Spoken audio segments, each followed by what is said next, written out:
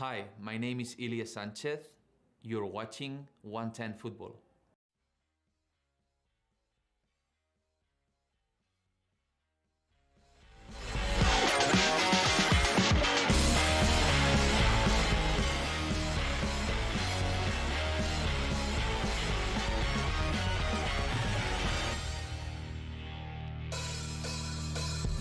I think it's only fitting that the man that secured the MLS Cup with the final penalty is the one that leads us in. That was Ilya Sanchez.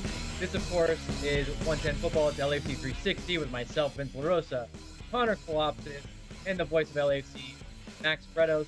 Normally, guys, I would be sad because this is our final show of 2022, but if you're going to go out, you might as well go out on top. So this is going to be a very fun show for everyone. The chat is already lit. They're going at it. It's awesome to see. How are you guys today? I'm excellent. No, I'm not. I'm not excellent, actually. I'm so great. Great. I am great, but we did a meeting this morning, and I appeared on our Zoom link, and I look like death warmed over. And I actually thought when this day would happen, I would be celebrating way overboard, but I actually didn't have really time to do it. And the time I had to do it, I fell asleep last night around 9 o'clock, and I slept for 10 hours, maybe 10 hours and a half. So it was like deep sleep when you saw me. And but this is the good part about it. I feel good now, but it's not like it's reserved for 24 hours. Keep going. Feel good. Connor, you're young. What did you do? Did you guys go out and paint the town red? What are the kids blow it do out these days? Surprisingly, no. Look, for the rest of the chat, the amount of beef that LAFC fans have to endure, not just in person, but on social media, it just never ends. This is what I've been dealing with for the past 5 years. The fact that I could wake up, not only yesterday, but today, no matter what anyone could say, even when we win it all, there's going to be haters out there. I'm just on cloud nine. There's nothing anyone can say that will knock me off my groove. And I just love it. I love it. We won the whole damn thing. And I'm just so happy. By the way, you're young, Connor. I just want you to know when it comes to sports hating, wait till you go through your university experience and deal with I went to the University of Florida. It's disgusting. I mean, it's pretty bad what LAFC was endured for, but there's worse. Yeah, but I will say a lot of people, as Craig's pointing out, are getting their comeuppance from LAFC fans on Twitter. Great. They're going at it, and they're going to be, as Max said, there's no time limit to this. You guys have this. You're champions until you're not. So just go hard until you're not champions. So you got a long, long way. So pace yourselves a little bit, but you can do this every day. No, for I ain't pacing myself, Vince. I'm going to let every single person who follows this league know that we are the best team in MLS until we're not. Really. I don't care. And it's great. Let me follow up by saying, guess who benefits the most from all of this, Vince and Connor? Who? The haters. The people in the league that hate LAFC for being successful, they'll benefit because you have a club like this with this profile, and that lifts a high tide, right? Mm-hmm. And the Galaxy as well, because now the games between these two teams are two champions that have dominated this league at some point, and those games are going to illuminate even more so. So as big as those games are, they're getting even bigger. Max, I'm going to say this. That is your one Galaxy reference. No more Galaxy. We can't say that word anymore on the show. This is a champion show. They don't. But before we get into the game, can I just say we had an amazing post game after the MLS Cup win. So for everyone who was there in person, thank you guys so much. We love you, and everyone in the chat who shows up every single week, not just on Monday, but for the pre and post game, guys, we love you. This is the last show of this season. And I'm just so happy to be able to share these moments with you because look, we sit here and we talk on camera so much, but you guys are part of the conversation, and I love just chatting with you guys. It makes my week, so thank you guys. Love you guys. The best. And Nelson has invited us three for lunch at Caveman Kitchen, and I'm going to invite the rest of the chat to come join us. Let's all go to Caveman Kitchen, right down the street from the stadium. The food is fantastic. And again, I just want to point out again, Max is so right. There's no time limit on this. You don't have to only celebrate for 24 hours. Let's go wild. If this time next week, yes, there will not be an LAFC 360, but if you're still celebrating, totally cool. And you can hit all of us up on our social medias to let us know. But let me get us into the show. No, Max, no, we got to get into the show. We got to do this. You have a time limit. What? Yes. No, Yes, sir. I just want to say thanks to everyone in the chat room and some great questions. And we're going to have to hear this story between Connor and the head trainer at some point. Yes. We'll get to that. I saw that from Jesse, and I've seen photos of it. My favorite part of it, though, is whoever it was in the suit on the sideline trying to tell your father to calm down, and it was not doing a very good job of it. But we'll get to that later. So let's maybe it'll be part of this segment, the what happened. I think by now everybody knows what happened because I've been telling everybody and anybody that would listen what happened, even non-soccer fans. So I don't think we need to go like blow by blow through that game. Instead, I want to ask Connor and Max, and I'll start with you, Connor. Give me like your top headline of what happened. Like what's front of mind for you? What's the first thing that comes to your head when you think of that question? What happened? I don't want to be that guy, but this is an LAFC show, but I'm not going to make it about LAFC. What we saw, like the amount of memorable moments, I don't know if I can pick one. My biggest takeaway from this game is this is the best marketing tool MLS will be able to use in the past 5 years, probably for the next 5 years, really. Going into this Apple TV Plus deal, this couldn't be a better game to kind of kick it off with, technically speaking. But no, this just, for me, the biggest takeaway is this is MLS 3.0 or 4.0 or whatever you want to call it. This is a different league now. And whatever you want to pick away from the game specifically, it doesn't matter to me. It's just, it's blowing my mind. And I think you're seeing a lot of people internationally picking up on not just the level of play, but the excitement that this league time and time again is providing. And I couldn't be happier as a fan of the league. Max, what's your front of mind as you think through everything today? You've been a busy man.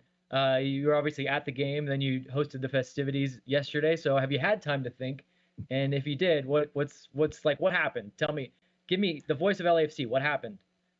I haven't had time to think because during the celebration while on stage, I was on stage left, and when they started jumping up and shooting champagne, there was a wall of speakers above me, and as I jumped, full contact smashed my head into the top of it. Actually blacked out for a split second, almost fell into over the stage. So one of the doctors checked me out really quick. I'm okay.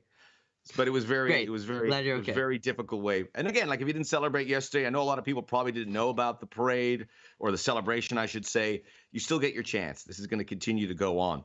I want to just follow up on what Connor said about it being a showcase. You know, the Apple TV folks were there Saturday. They were there for the Galaxy game, and I talked to the MLS folks, and they were absolutely blown away. I saw the folks from MLS, Andrew Wiebe, David Goss walking out, and everyone's going crazy, and they all said, and we've heard this from everyone, Stu Holden, greatest game in MLS history. Whether it is or not, for someone just to say it without the word arguably is pretty telling. And guys that have watched every game, like Wiebe and Goss have done, to say it so freely was pretty amazing. But I think more than anything, what happened on Saturday was we all saw a perfect plan come together. The LAFC roster build, why they brought in two excellent goalkeepers, why they brought in Christian Teo. Obviously, Giorgio Chiellini didn't play, but we saw what he was able to do. He was part of this plan. Why you maintain a guy like Sebastian Ibiaga on this squad as opposed to trade him, which probably came into their mind because he wants to start somewhere else. Why you keep Gareth Bale engaged and just deal with all of the stuff that you have to deal with coming into that game. This is why it happens. And for that, you think of John Thorrington and saying, why we do this. I go, why are you bringing why is Christian Teo, he played in the MLS Cup Final. He was a part of this. So this plan all coming together in every case, really, everyone who was on the roster somehow. Seba Mendes coming in the Western Final and playing a role. The plan came together, and that's very rare in sports. Beautiful to see. And also don't forget to mention Sebastian Ibiaga. That's a player whom I don't think anyone would have expected to start in an MLS Cup Final, let alone win it. So I did mention him. Max's point. Sorry. I thought you said. Man, did I not mention? I just tune you out, Max. Connor blacked out for a second there too. It's going around. Hey, we all have one blackout. You're allowed one blackout post MLS Cup championship. I just think of it, hearing that story of you hitting the thing and almost falling off the stage. I just think you almost emulated probably all the hero rock stars that we know and love, Max, because all of them have had one of those instances where they've fallen off the stage, and that could have been you. But it would change the tenor of the celebration from LAFC championship to idiot broadcaster falls over the front of the stage. TMZ breaking news. And we can't, we have to point this out. We can't have two Maxes injured. And on a serious note, we want to wish him again well wishes to Maxime Crepeau.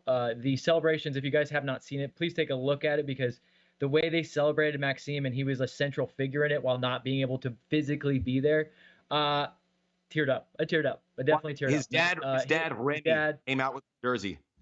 They had the actual jersey that he had worn. They had it on the podium for the entire show. His wife with some words that he wrote for everybody. I mean, that was incredible. I'll say for me, what happened was LAFC just brought it up a level mentally, because I actually finally rewatched the game, knowing the result and seeing it on TV, not seeing it in person. And I got to tell you, Philly was very good. Like, that Philly team had a very good game. LAFC had, I think, a better first half, but Philly grew into the game. And so the fact that LAFC, the team that we were talking about prior to this, we're like, man, they're so good. It's just what's missing. And a lot of people were saying they can't win the big game. And I just think it was just that missing that resiliency and maybe not having that veteran presence, which, like you said, Max, that's what John Thornton brought in here. That's what he injected into this team. He was like, look, I know my team's very good. We've got a way of playing. We've got some star figures, but let's inject some guys that, like, even when the darkest moments happen, they don't get down. And that's your ultimate luxury player, Gareth Bale, who's not fazed by anything, which I love that today somebody's been putting out how many times Gareth Bale has scored late goals in big games, and it's like astounding. So it's very cool that he was able to now put his mark on MLS in that way. And I'll say this, get that Gareth Bale goal, sound that stadium made when it went in. I don't think it'll ever be louder. And I want to ask you guys in the chat, let's do this right now. Like, what are the top 3 goals in LAFC history? The Gareth Bale goal now has to be 1, right? Gareth Bale 1, maybe. Has to be 1. Diego Rossi. It has to be 1. It has to be 1 because I would take it away. It wasn't a game winner, but essentially it was, because when that went in, we didn't know it at the time, but LAFC won the cup because based on that penalty shootout, not to take anything away from John McCarthy, who was magnificent, Philadelphia were done. Andre Blake had checked out. They thought they had the cup, and it was essentially a game. They basically tweeted that they had the cup. But especially, I can't imagine what you do after that for Philadelphia. That was stunning. They were winning the game they were winning the game in the 125th minute and ended up losing. And especially because there was genuinely, like, I don't want to say this, but no hope. You were down a man, just completely down. They score. They think they win it. I think they win it. And for Sifu and Cheeky to be able to combine like that, for Bale to just dunk on Jack Elliott out of nothing, out of absolutely nothing, speaks to how amazing that goal was. And the resilience of the team, right? There's so much more importance to that goal than the fact that it was in the 128th minute in an MLS Cup final. The resilience of this 2022 team compared, I'd say, to the 2019 is all the difference, right? I don't think we would see a goal like that from the 2019 LAFC team, but I digress. A lot of people are putting their favorite goals. A lot of Rossi against Leon, Bowanga to clinch the Supporters Shield, and we can't forget that. I mean, that's what's so crazy about this Bale goal. Like, you forget that Bowanga goal to clinch the Supporters Shield, very good goal. You guys are on point. Like, with all these Dio to beat Carson when he basically just ran through the middle of the field and threw off every single Galaxy player. I mean, you guys are on it. I do want to point out, somebody pointed out about playing the Mana song before penalties and how epic of a moment that was. I mean, that's something that Jesus Cardenas said it. Everyone was singing along, Vince. It was unbelievable. That will stay with me. I wish there was a recording of it because everyone was singing it. I don't know Mana well enough. I know that song, but I don't know the lyrics. And I'm going to learn them now based on what, because if that moment comes up, I'm singing that song. Okay, Omar did a quick top 5. I want to just read it out before we move on. Bale, Simon opener, Rossi Champions League, Bowanga Shield winner, Vela Houdini. Which, by the way, I love that he put Bella Houdini. That was one of my things that I always worked on with Lauren Terry. We're both no longer with LAFC, but she and I were always the ones that did those anatomy of a goal. And we knew we were going to do that one because, like, you can't not do that one. Carlos never does those. So we knew Carlos wasn't going to sit down with us. So instead, we were able to get Walker and Tristan to sit with us. And they were like, can we do it together? We're like, it's not really the way we do it, but yeah, sure. And because they were together, they had so much fun. And then Walker to call it the Houdini goal was just epic. Like, no one thought of that until Walker called it that. So I love that people still call Vella's goal against San Jose the Houdini goal. Little tip of the cap to Walker Zimmerman. Okay, let's move on to what we learned. And producer Chris already has something in there that we're going to bring back. John McCarthy, legend, MLS Cup Final MVP. What we learned was John McCarthy is very, very good at PKs. But could you guys have ever imagined something like that? Like, some people have already said this, the Hollywood ending that not even Hollywood could write. But like John McCarthy, Max, did you know John McCarthy was that good at penalties before this weekend? I did not. And we weren't there. And give hats off, because when I rewatched it, the Fox team, the broadcast team, did mention before the Maxime Crépeau injury that they had intel suggesting that could happen. So obviously I would have learned it for myself the first time at that point. I felt comfortable with him based on the Inter Miami game where he saved 2 penalties. VAR obviously changed that. By the way, was Ismail Elfath the ref of that game? I think he was. Because he yelled at Elfath. I asked John yesterday at the celebration, and I questioned him in front of everyone. What did you say to him? He goes, "Yeah, I know the rules, man. You can stay behind the line." And I'm like, that's incredible.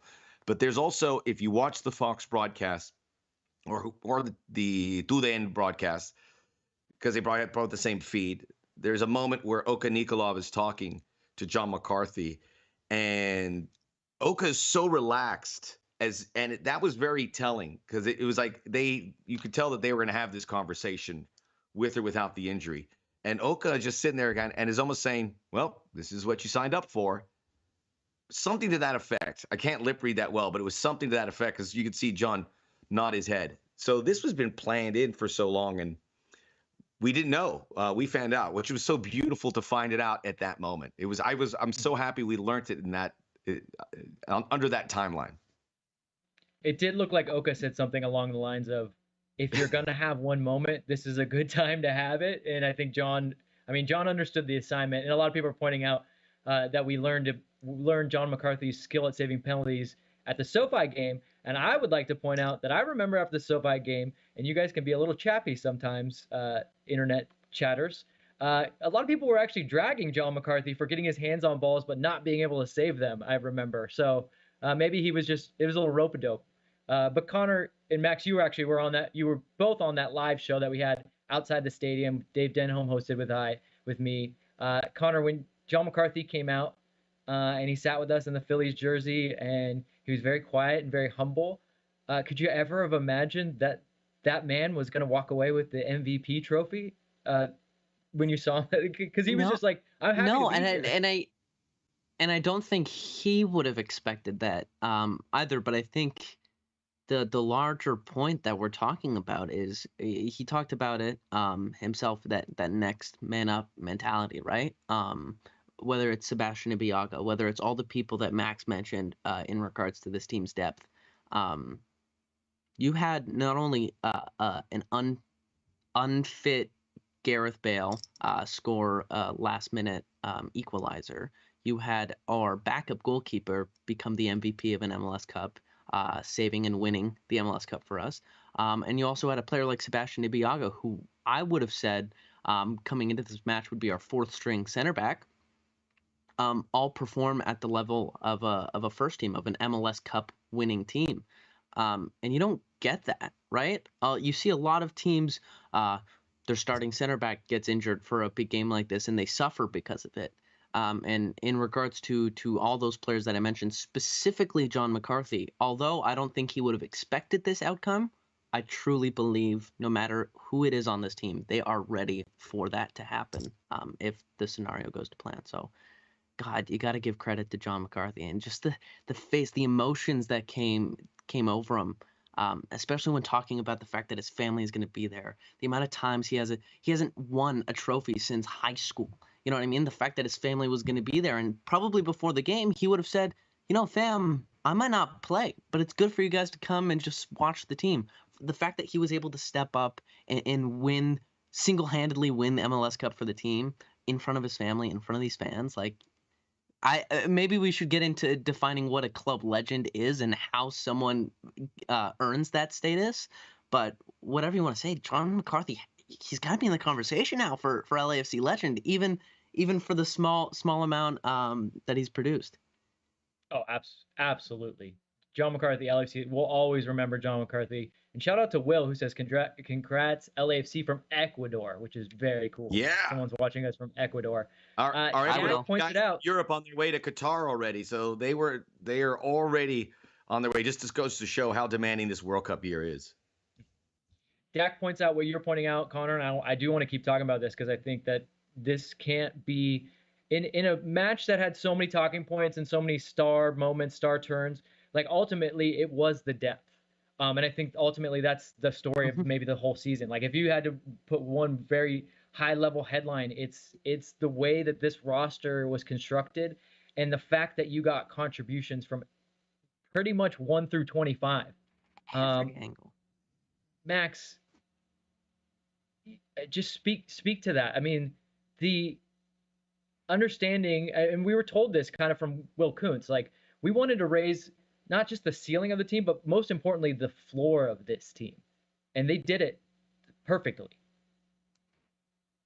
It may be somewhat unique circumstance for a club like LAFC to do that, to have the resources and the ability to raise the floor, as you say, which I think is a really nice way to put it, because we saw that here where they said, we want to reach for the stars and have the best players that could be game winners, but we want to have a quality group that can fill the gaps when needed, kind of like in an MLS Cup Final. Carlos Vela coming out, Chicho Arango coming out. Everyone's like freaking out. I go, but those are the right moves to make. Yep. I mean, those guys were flagging. It was 120 minutes. So you've got to a deep roster. And look, most teams don't have deep rosters in MLS because of the restrictions. And the fact that LAFC were able to find a way to make it work under those limitations is unbelievable, because we heard that from Ernst Tanner in Philadelphia, that he thought that they somehow were able to massage the rules. And they go, no, we've done it. And they're not the top spenders in MLS. Granted, they got some LA discounts across the way. Sorry, that's the way it works. But John Thorrington did this, but he still doesn't have to get the cover for these positions. And he certainly did. And, Brian Seabury said about John McCarthy, he just should never have to buy a beer again in Los Angeles, which is true. And Brian also had a good point about Chiqui Palacios on the goal. I saw that about being able to put a crossing like that when in 118 or 128 minutes is spectacular. John Thorrington is probably going to make the way teams look and how they build rosters. It was that significant. And having a staff that can have conversations with your star players, knowing that they may not be there in the biggest moments, there's a lot here. It's amazing to see it all click into place, because even when we were doing it, I go, what's going on? Why are we signing this guy? I mean, but I was basing that on the limitations of Major League Soccer. So to see it all kind of come out and work so well, and it was going to work well, whether they won this game on Saturday or not, you're going to have to do this. And the league has to do this, because you want to duplicate what LAFC did. As Connor said at the beginning, this is a game changer for the league. Don't let this go away. You want to have teams like this so people don't make fun of MLS and say it's worse than the Dutch Eredivisie or the Scottish Premier League or the English Championship, which it's not. So they've got to change that. So unbelievable roster build. Never seen it before. One last thing before I hand it off. Hit that like button. We see a ton of you in here. We can't even keep up with the comments. I cannot keep up with the comments. We've never had it this good on the show. So hit that like button. What's up, guys? Get in there even more. Yeah, Luis wants me to say that Bale dunked on Elliott, which is 100% correct. And I posted on Twitter, weight room. I love that. That's my favorite sneaky jab at people. Weight room, buddy. Love it. So that was definitely one of those moments. I think in this section, Connor, what did we learn is the time for you to tell the story of you and one very large trainer from Philadelphia. What was going on down there as in your seats during MLS Cup Final. I believe the trainer walked. The last words he said to you were "F off" as he walked onto the field. Yeah, for to context console. reasons, I sit right beside the away bench, and throughout LAFC's history, I'd like to think I've single-handedly taken the accountability of being that 12th man, especially because I know that everything I say can be heard by the opposing bench as well as coach, as well as referees. So I don't hold back. In a game against Philadelphia, whom I really don't like Philadelphia supporters. If you guys have watched the show week in, week out, you'll know that. And it was weird. I was getting this back and forth, not only from Jim Curtin, but well, okay, there's some exceptions. Not just from Jim Curtin, not just from the coaching staff, and not just from the players, but I was like, you guys are trash talking back at me as if I'm like a player. I'm a fan. I'm just talking crap. I'm in your head, bro. And so after the penalty shootout and we won, not only was myself, my family, my friends, and everyone else sitting around me not only cheering for MLS Cup, but we also gave it a little bit to the trainer. I don't know if we have a clip. Do we have a clip? Can we show it? It's on your Instagram. If people want to see it. I'll look at it after. Oh, wow. I see your dad there. There we go. There we go. There's me in the Vela shirt. It just there he is. Absolutely giving it to the guy. Man, he giving Philadelphia a little taste of their own medicine. He doubled back a couple times. By the way, Connor, I'm so glad you got to share that moment with your family. That's beautiful stuff, man. That's beautiful. I envy you. That's amazing. I was there with my wife, which was really nice, but your whole family, that's fantastic, man. Anyway, like I said, long story short, I just was trying to give Philadelphia a little bit of a taste of their own medicine, and I think it worked. It worked really well. So to everyone who's watching, got you guys. Yeah, so what we've learned here is that Connor is a secret agent strategist here for you guys. And I want to say I remember that you told me a story about Nacho Ambriz from León. You also were very much in his head when they came out here. So I don't want to say it. You know, it definitely tipped the scales in LAFC's favor. But two of the biggest moments all time at Bank of California Stadium have resulted from Connor Kalopsis talking crap to the opposing bench. So I mean, take it for what it is. Okay, let's go to where do we go from here? And guys, even though this is the last show of the year for us, there's going to be a lot of news coming out in the next couple of days. So the three of us, we're always busy on our socials. We'll try to keep you involved, but let me just kind of rattle some things off, and then Connor and Max, you tell me what you're looking forward to most. 4 p.m. is going to be the CONCACAF Champions League draw. We'll find out where we're all traveling next season. There's a trade window currently open right now for MLS. There's been a roster freeze for 2 months. So at this moment, the teams could do a trade. I did talk to some LAFC higher ups, and I said, you guys going to be sticking around for a little bit? They go, we go back to work on Monday. So they're all in the office. They're going right back to work.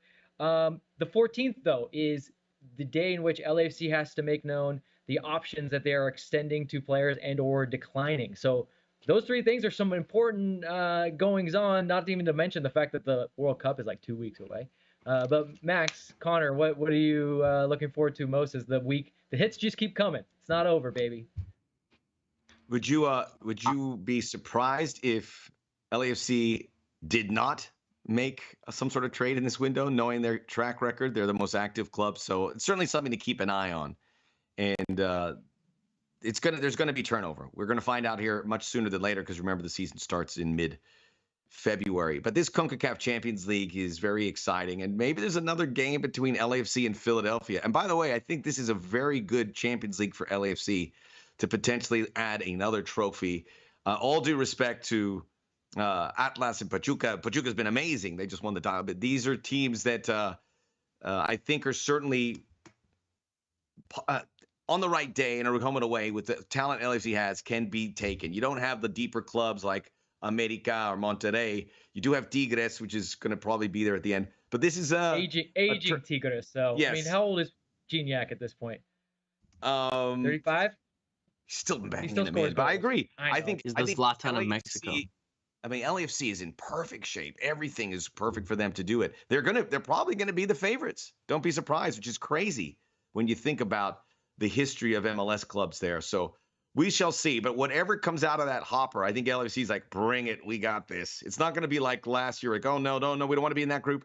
And you got the toughest group and you still went through. Whatever comes out of that hopper, LAFC is like, we're cool. So this is the fun part is, people were saying when to celebrate. You can celebrate today with the CONCACAF Champions League. You can celebrate as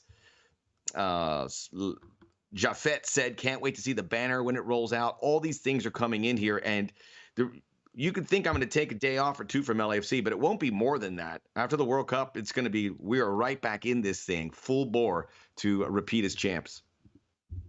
Connor, are you looking forward to the announcements of contracts? I mean, there's going to be turnover, and to Max's point about CCL, there's a lot of games next year, so the depth is going to be needed that much more.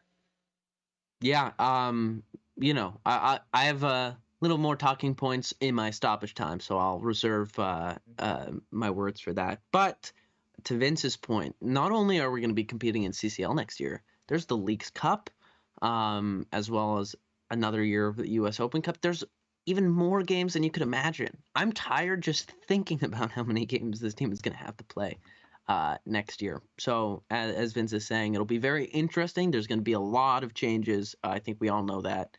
Maybe I can't predict the future, so I can't tell you how many, but expect this team to look different, hopefully for the better. Yeah, as people are talking about some of the teams from Liga MX and pointing out, Max, that you're right. This is a good opportunity for LAFC. Pachuca is my Liga MX team. I would love for us to maybe meet with Los Tuzos, the Gophers. We've never been down there. We've never been down to Hidalgo. I know. Well, I speak for myself. I'd love to check it out. Yeah, it's a little different. Let us know. Let us know in the chat what destination you would love to come out of that hopper, where you'd like to travel. Atlas, Guadalajara, but that's pot one. They're in pot one, I think. So maybe in the I don't think we can play them. Yeah. Well, there is going to be a lot of changeover, but one thing that's not going to change, and where we go from here, is we still are going to be led by the one and only Steve Trundle, who have not mentioned this entire time yet throughout this, because there's just been so many storylines. At that, I'm going to go back to that celebration yesterday. Larry Friedman as well. A lot of people bringing out receipts, which was a lot of fun. And it definitely played to the crowd very well. And some people, I think, were nervous when they started bringing out receipts. I can tell you that much. But I think between the three of us, I mean, yes, we're always usually very positive. But Max and I had gotten to meet Steve Trundle when he first signed on to be the lights coach. We've obviously known Steve Trundle for all he's done for the national team and just the type of guy he is. We believed in Steve from the get-go, and I can't blame you if you were worried, but some of it was much. It was a little much. So I'm wondering if anybody in the chat has if they're able to humble themselves and say that you were wrong, and that Steve Trundle should have been the coach of the year, especially after that final. The last thing I want us to do... You're looking for more receipts there, Rosa? Yeah. Vince, the last thing I want to do is talk about receipts and like how to view the bigger picture coming into the next year. But guys, we've talked about it before. See how well we did this year after so much crap was talked throughout the year. Let's maybe going forward, maybe this is a new chapter for all of us LAFC fans. Maybe going forward, we can try to not see things as black and white and maybe try to at least give people the benefit of the doubt going in the new year. And you know what? Maybe if it doesn't work, it doesn't work. Then you talk your smack, right? But let's try to give people the benefit of the doubt going forward. Putting his hand up, says, I was happy and I was wrong. I was wrong, but I'm happy I was. So good stuff. I love that Steve Trundle has gotten Connor to give people like life lessons, like maybe just don't judge people. Just don't judge people. Because I thought you were expanding that beyond soccer, right? Like you were saying, just in a whole no, this is just like a life thing. I think we can all learn and grow from this.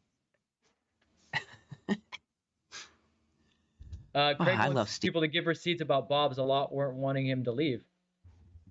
Bob was a very good coach. You can ask Steve that he basically didn't change much. He probably just made them a little more pragmatic and tweaked a little bit. But he would even say that he kept a lot of things that were working, and he thought a lot of stuff was working. I mean, John Thornton told us too, like, look, if I could have engineered a season where a team plays well but is as unlucky as they possibly could be, it really was that 2021 season. But By the way, Vince, you talked about pragmatism, and I agree with you that they haven't changed a lot. But as the season went on, this LFC looked a little pretty different. How surprised were you in that final when Philadelphia their possession was in the mid 60s? Yeah. Which worked out perfectly. But that's why I love what Steve Cherundolo does. He goes, look, we will adapt. But I was like, man, this is not the game I expected at all. But they got the early goal. Unfortunately, they weren't able to hang on to it. So whatever they did early and late, it got them the cup. Yeah, I think that's more a testament to Philly. Like, we're all dunking on them. Guys, continue to have your fun with Jack Elliott dunking, getting dunked on by Bale. Continue to have your fun with Jose Martinez doing the crying eyes and then missing his penalty. That was silly. Bedoya, his press conference, not good. Let's see. Philly admin had to delete a tweet that was probably premature. Our good friend Taylor Twellman had to as well. So you guys definitely have fun with that. But I will say this: they were a very good team. Like, this is exactly what I wanted. The only reason why this is an all-time MLS great game is because of the strength of these two teams. Because if you're LAFC, you're Philadelphia did their part. Yeah, you go 3-3 with the team, and yes, there's heroics. If it's the 4th seed, you're like, well, why did you let them stay in the game so long? So this is the only reason really why it can happen. I want to see this final next year. I want to see this final next year. That's why, because I trust Philadelphia will keep their standard. I know LAFC will too. They're going to look very different though too. A lot of players. I think Kai Wagner is going to be gone. Even Mbaizo is a guy that could go.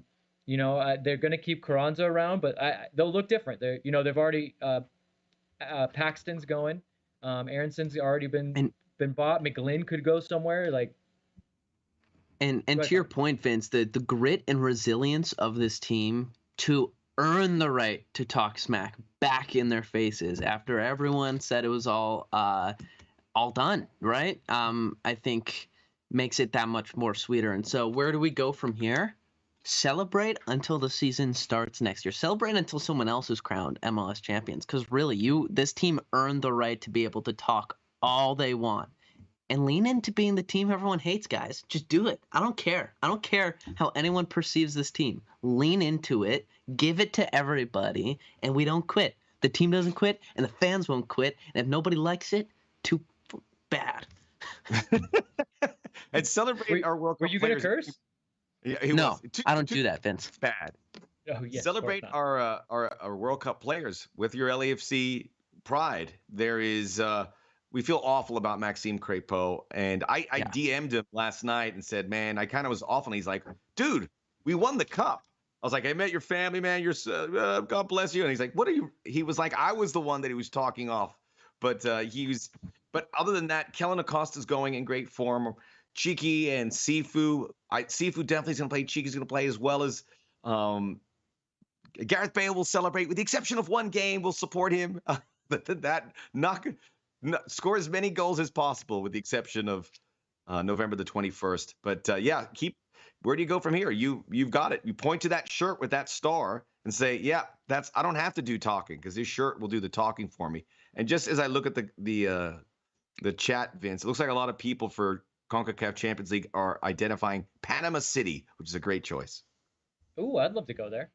Guys, if you have questions, road trip. Oh, that's a long road trip. If you guys have questions, go ahead and start sending them in. Jesse pointing out, don't forget about the stash. We haven't mentioned Ryan Hollingshead. I would say his penalty was my favorite, just because it was so cheeky, so cool. Hollingshead, what a guy. And you're right, Jesse. Ryan Hollingshead was a guy that came in here. I go, he's a very good left back. He'll be good for Cheeky to get some breaks every once in a while. And then literally just owned that right back position when Franco had some injury problems and got better as the season wore on. He was a key contributor. He was incredible in the Austin Western Conference Final. When he started getting going a little bit against Philly, that's when LAFC really started to have some joy in the possession. So he's a pivotal player. I will say, I believe he's a free agent. So of all the things going on, and now he's a UCLA guy, loves it out here. I would think LAFC is definitely going to make a big play to keep him around. But I definitely would love to hear one of the next things coming out of LAFC is that they have re-signed Ryan Hollingshead. And I think you guys can probably agree on that one. Leonardo in the chat. I just want to shout out Leonardo for coming by. Someone who's always in the chat every single week and actually meeting us meet him in person. At the final. So it's always a pleasure. Let's just hope that our banner's bigger than NYCFC's. It will be. And by the way, Brian, I want to answer this question. Seabury, who was slated to be the 5th penalty kick taker? I can tell you it was Gareth Bale. Confirmed. That would have been, but it had to be Ilie. It had to be. You know I am convinced exactly. Ilie told the team. I'm convinced Ilie told the team they had penalties. We've got this one based on the way they took those penalties. Each of them went up there and just after obviously Christian Teo, but they went bang, bang, bang, and it was like they knew it was theirs. Here's a good one from Matthew. What youth players do you guys think will break into the first team next year? That's a tough question. I have that question myself, and I try to ask it of a lot of LAFC people in the know. Tony Leone played a lot with Vegas, and they're liking what he's been contributing. He was on the bench, obviously, when Eddie couldn't make it for that Western Conference final. I think that was more just for Tony to be there. We talked to Sebastian Ibiaga, and he said that's great for Tony to just feel the atmosphere, feel the presence, warm up with the guys. We were also told that he could play a little bit of right back, which is very interesting as we look to, is Franco going to be back? What's going on with Hollingshead? You know, Cheeky's obviously going to get a lot of interest as a left back. So I would say Tony Leone is my pick, but it's tough because, you know, we have a lot of good young attacking talent, but where do they fit in? Like, how do you get into this LAFC team with Bouanga, Vela, Chicho? You know, I'm not sure. And I think maybe we're still another year or two away from somebody really, really coming through and making a presence on the first team. I don't know, Max or Connor, if you guys agree with that. Look, as much as I hope that the local kids will get their fair shot at the first team, LAFC is a super club. And you're not going to be just giving away participation medals, right? If you are going to be in the starting 11, you have to earn that spot. That's not to discredit the players that come up within the academy system, but unless there is a very, very concrete reason one of those players should be in the starting lineup, if not in the squad on match days, then, you know, I'm not too torn regarding the academy players not making it to the first team. You also have the ability to be the marketplace. And there's going to be clubs. So if Tony Leone's not playing, or Nathan Ordaz or Duenas or Torres are not playing, there are other clubs that will look at it, and that goes back towards the club. Could be loan, could be something along the way. This is, you look at Philadelphia, they just sold another Aronson brother, and you think of the money that's come into their coffers. It's a big reason why they're successful later.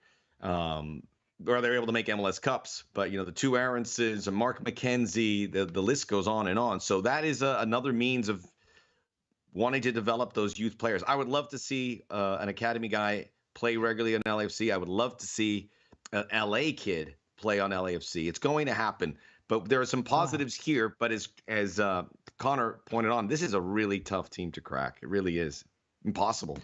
And I just want to say, for Trophy is here in the chat. Yeah, Bale's just here to play scrimmages and golf in the sun. He'll be gone after the World Cup. Oh, don't forget, come up clutch and win MLS Cup for us. So, I he doesn't have to do it. An important other thing that he does.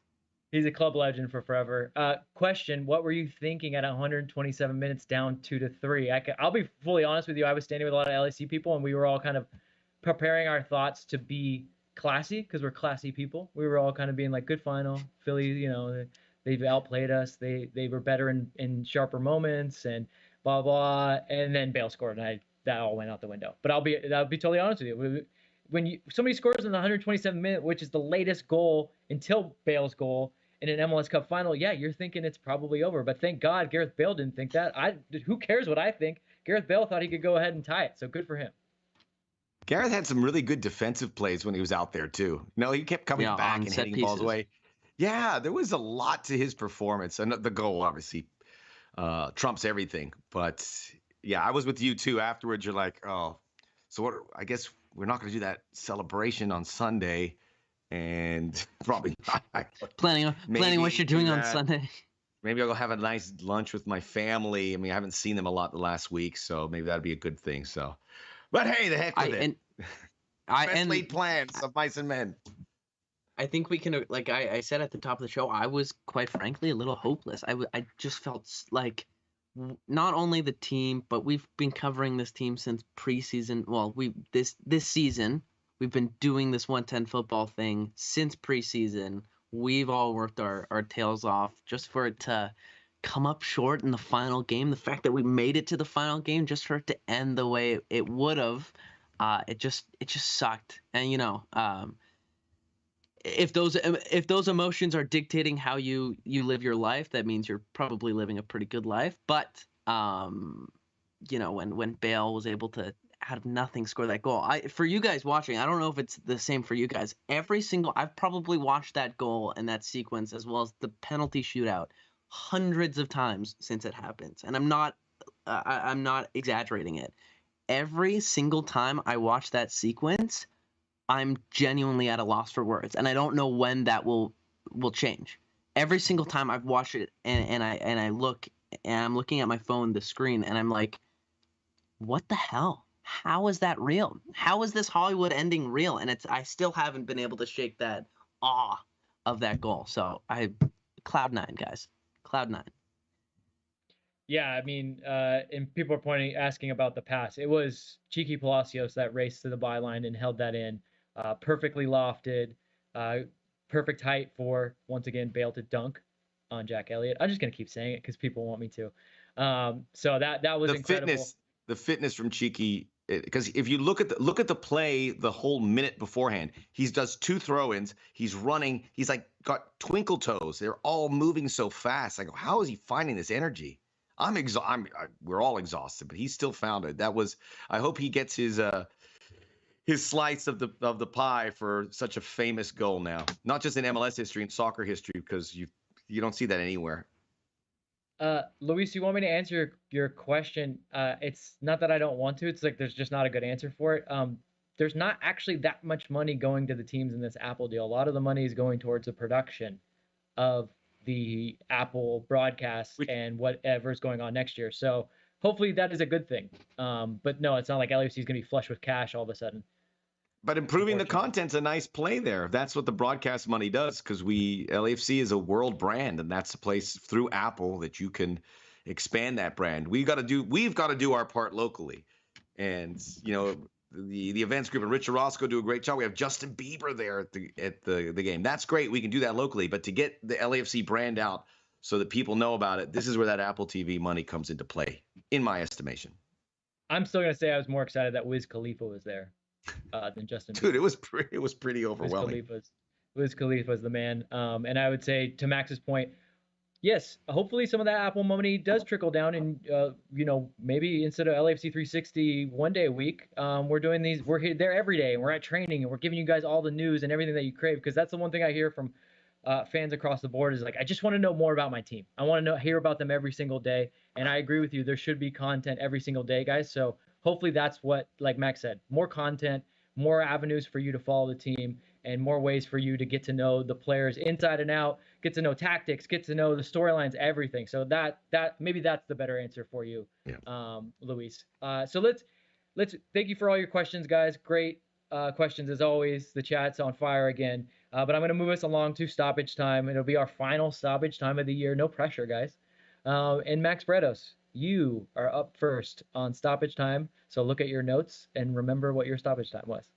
I remember what it was. I just want to put the words properly in order, because this is an easy stoppage time for me, because it's the one thing that has come away from all of this, which continues to ring so true on the historical significance of what we saw on Saturday. And that is John McCarthy's performance is the greatest story, greatest moment in the history of Major League Soccer. I've watched this league from almost the beginning. And this is not just in this league. This is one of the best moments I've seen in any sport, because the layers that would create a compelling story for the Hollywood types. We always misuse that and go, you couldn't write a Hollywood script on that. But I will tell you, there are going to be people that have paid attention to this that are going to want to do something with John. It's in the works because it's too crazy to believe.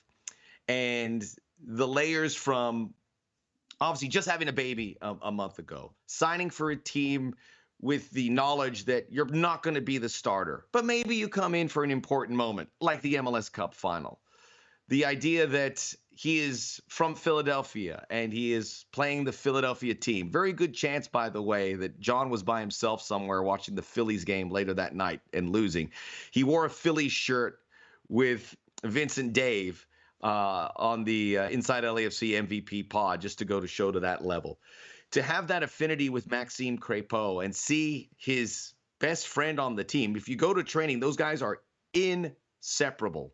They know what's up, and they lifted each other up. And hats off to Maxime for telling John, he goes, you have a part here. He never complained. He never made a stink. He just sat there and he did his job. But to see his buddy and probably hear his friend's leg snap so violently in an incredible play, and to catalog his emotions, to be able to go out there, and then being a guy who was probably going to come in regardless because that was the plan, yet you come in under these means, it changes everything.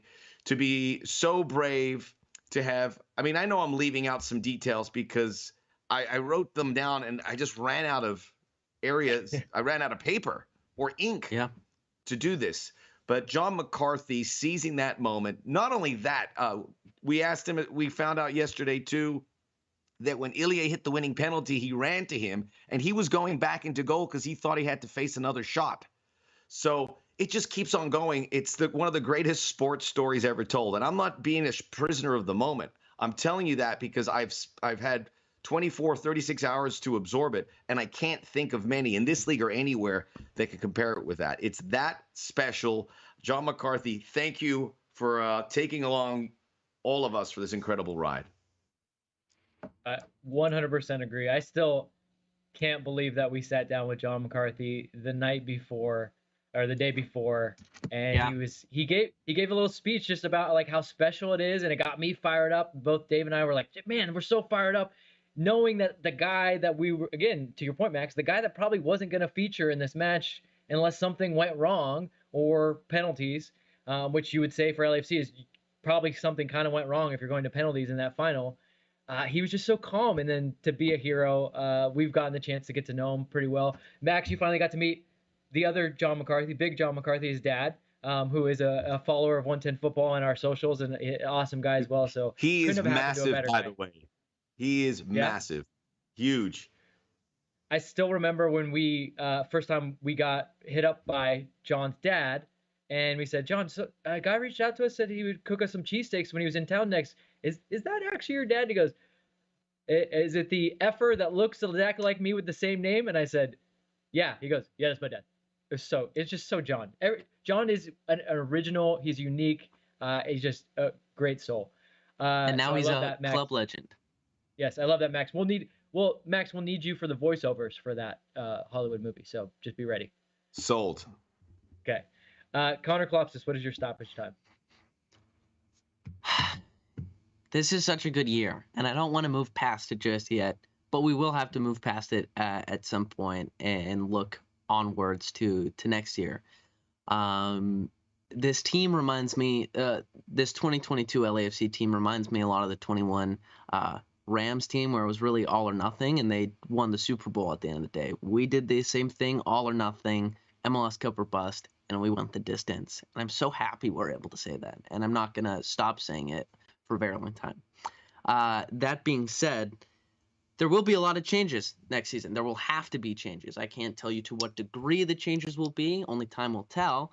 But context-wise, and comparing it to where we were at this point last year, we were at probably the lowest point LAFC as a franchise has ever been, missing playoffs for the first time.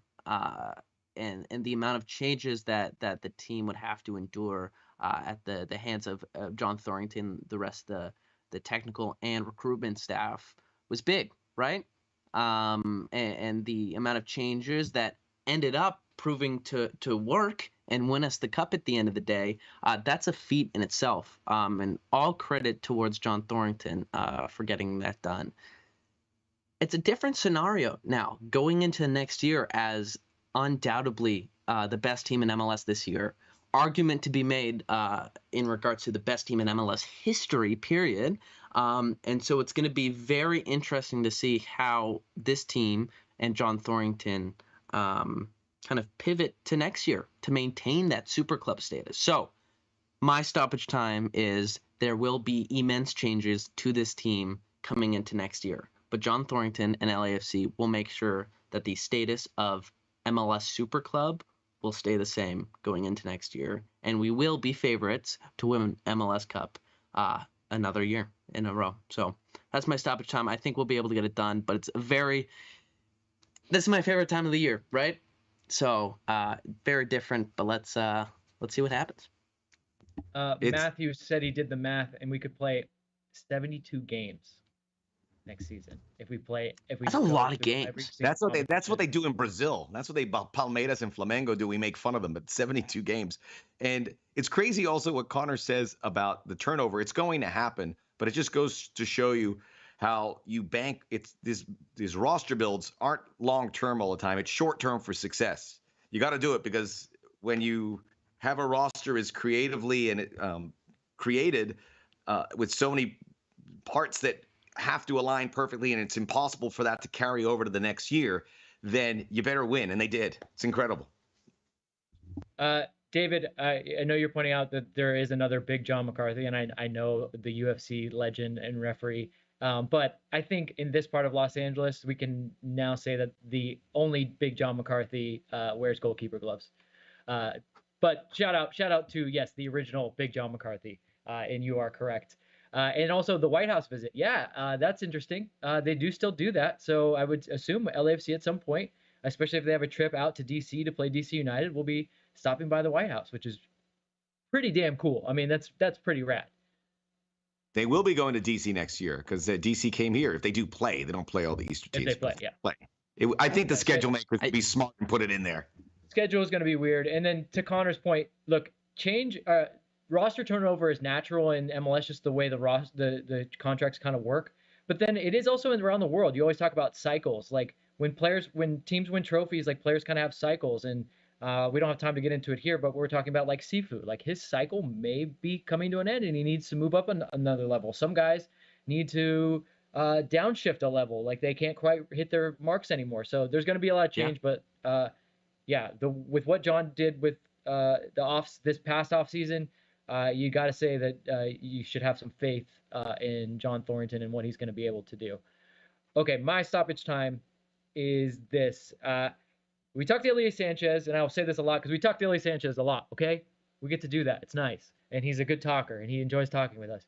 But he pointed out something that I never thought about, and it was this. The supporter shield was so important to him. But he had to just kind of forget about it immediately because there was a bigger goal in mind. And I think we've all forgotten about it. So I want to remind you guys, we didn't just win an MLS Cup. We did the double, baby. Like, when I'm looking at my boy Max Bretos on stage last night, and then I'm looking at 1, 2, 3 trophies.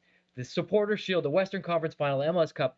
And I'm like, oh my God, there's so much silverware up there. It's brilliant. Like, this team is amazing. And I think that just by essence of doing the double and being the 8th team ever to do the double, you have to put LAFC in the conversation of one of the greatest MLS teams of all time. But I'm going to say this, we're not done because we talked about it a little bit. CONCACAF Champions League.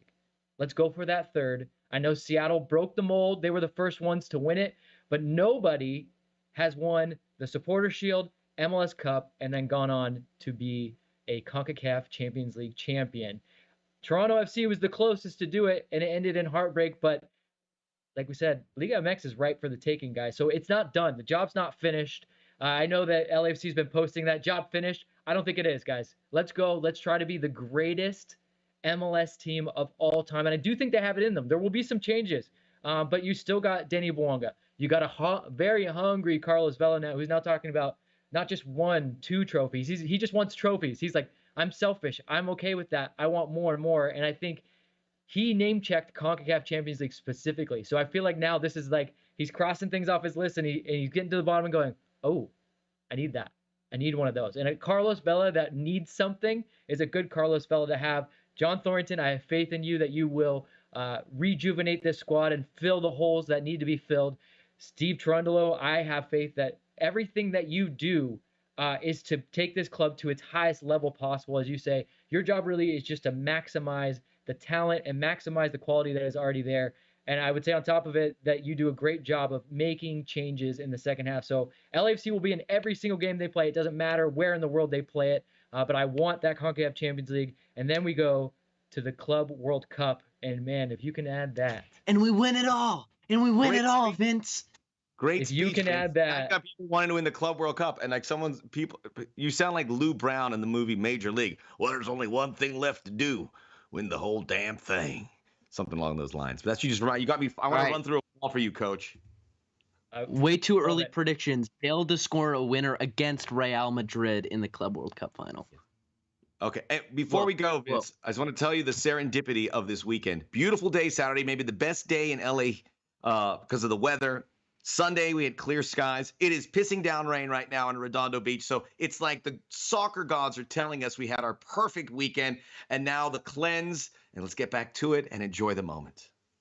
Well, you said before we go, I do want to give you guys, Connor and Max, both, this is going to be our last show of the year. I usually wrap up the shows, and I will wrap up the show. But I would like you guys to go ahead and say whatever you would like to say to the fans or whatever you want to get out with our last show of the year, if you got something to add.